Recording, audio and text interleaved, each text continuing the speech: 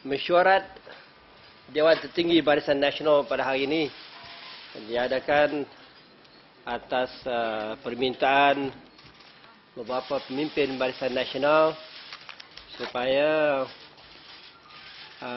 parti-parti komponen Barisan Nasional dapat dimaklumkan apa sebenarnya itu yang dipanggil sebagai peralihan kuasa dalam UMNO. Permintaan ini adalah dianggap sebagai wajar kerana memang pun kepimpinan parti UMNO, Presiden dan Timbalan Presiden adalah pengurusi dan Timbalan Pengurusi Barisan Nasional.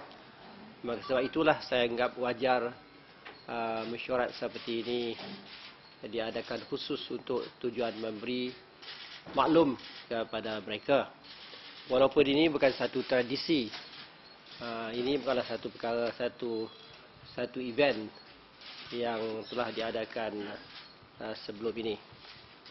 Jadi setelah penjelasan diberikan tadi dan semua ketua-ketua parti komponen Barisan Nasional yang hadir telah pun juga mengambil kesempatan untuk bercakap dan it was not intended to be a goodbye speech, certainly.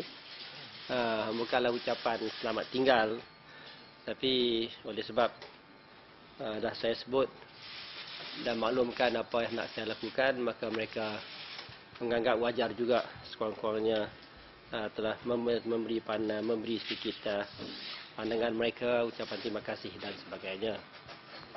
Saya ingin dengan itu membuat kenyataan mengenai perkara ini dan biarlah saya baca senang sikit.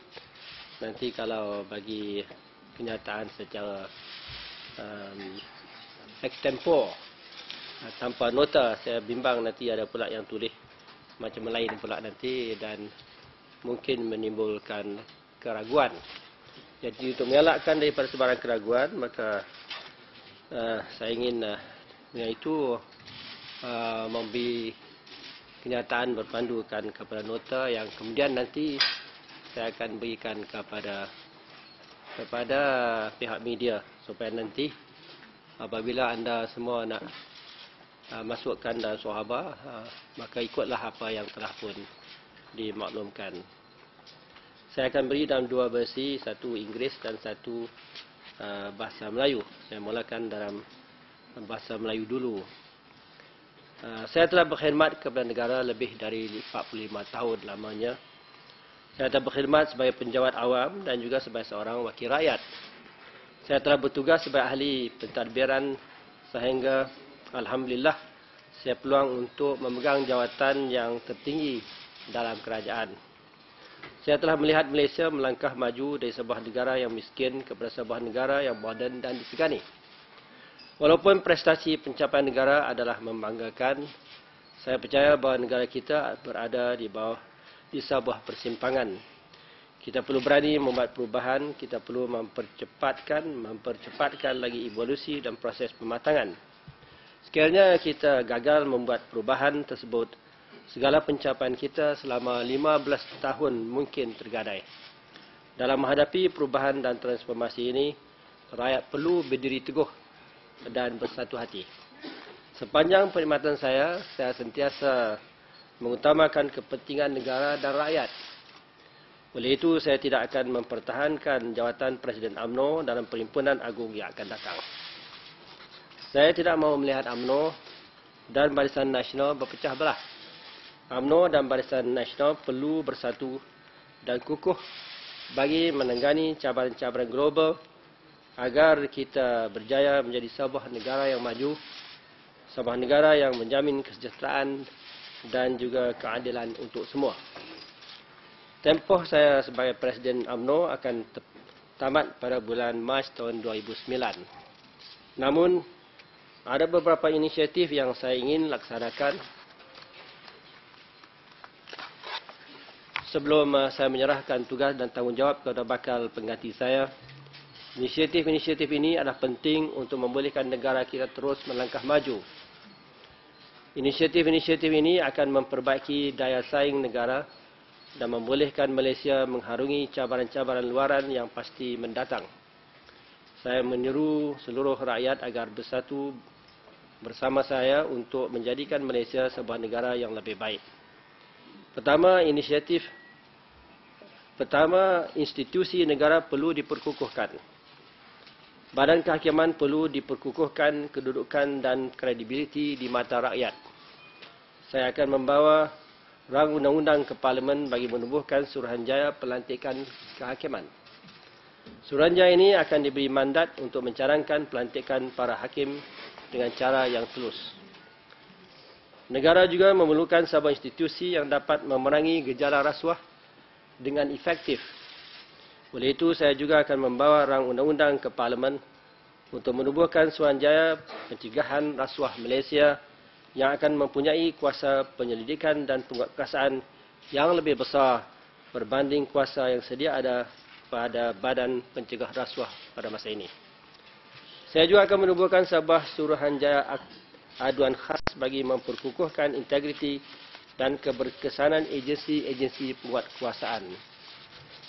Kedua, saya telah begitu kerap dan sering menegaskan bahawa kekayaan dan hasil kemakmuran negara perlu diagihkan secara lebih adil ke serata negara. Ketika membentangkan bajet 2009 yang lalu, saya telah menjelaskan tentang komitmen kerajaan untuk memperkukuhkan dan memperluaskan jaringan keselamatan sosial. Kita akan meningkatkan usaha bagi memastikan pelaksanaan inisiatif ini dapat disegerakan bagi membantu rakyat Malaysia yang miskin dan memerlukan tanpa mengira latar belakang kaum atau agama. Saya juga akan bekerja keras untuk memastikan manfaat yang jelas akan dapat mula dinikmati di Iskandar dan juga koridor-koridor pembangunan yang lain di serata negara. Ketiga, saya ingin melihat kerajaan dan Barisan Nasional memperbarui komitmen mereka terhadap usaha mewujudkan sebuah negara yang bersatu dan harmoni. Hakikatnya, kita telah sama-sama melihat bahawa keharmonian hubungan antara kaum dan agama semakin merosot dan terhakis. Pelbagai isu telah dibangkitkan yang berupaya meretak dan menghancurkan perpaduan yang telah kita jalin sekian lama, yang kita bangunkan selama ini.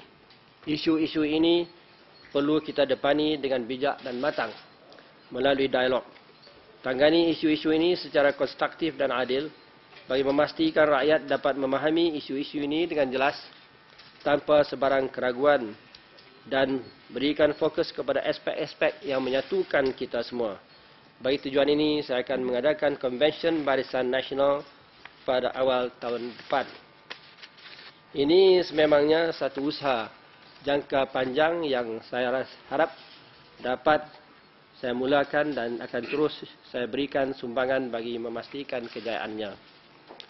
Saya serius dan committed untuk mencapai segala misi yang saya gagaskan dan saya yakin bakal pengganti saya akan meneruskan usaha-usaha ini. Saya ingin menyerahkan kepada bakal pengganti saya, Datuk Muhammad Najib, insya-Allah, Malaysia sebagai sebuah negara yang mampu untuk berhadapan dengan sebarang cabaran ekonomi global. Malaysia yang tidak mengira atau memandang miskin atau kaya, tua atau muda, di bandar atau di desa, utara atau selatan, apatah lagi kaum atau agama, melainkan perpaduan dan keharmonian. Ini bukan masanya untuk kita berbalah sesama sendiri atau untuk kita berpolitik secara sempit. Ini adalah masa untuk memperkukuhkan perpaduan dan kerjasama antara kita. Ini adalah masa untuk kita meletakkan kepentingan negara di hadapan mengatasi segala-galanya.